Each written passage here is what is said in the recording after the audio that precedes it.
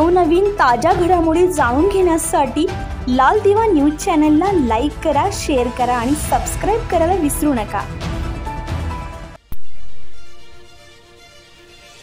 भारतरत्न महामानव डॉक्टर बाबासाहेब आंबेडकर यांच्या 133व्या जयंतीच्या निमित्ताने रात्री 12 वाजता नाशिक शहरातील शालिमार आणि नाशिक रोड येथील डॉक्टर बाबासाहेब आंबेडकर यांच्या पुतळ्याला पुष्पहार अर्पण करत राज्याचे अन्न नागरी पुरवठा आणि ग्राहक संरक्षण मंत्री छगन भुजबळ यांनी विनम्र अभिवादन केले।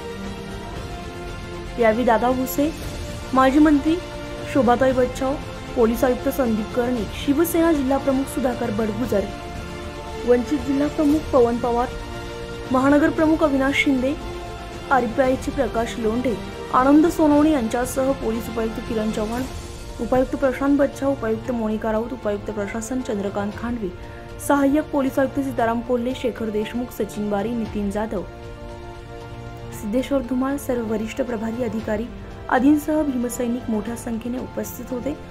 तसेच यावेळी उपस्थित नागरिकांना डॉक्टर बाबासाहेब आंबेडकर यांच्या जयंतीच्या निमित्ताने शुभेच्छा देण्यात आल्या।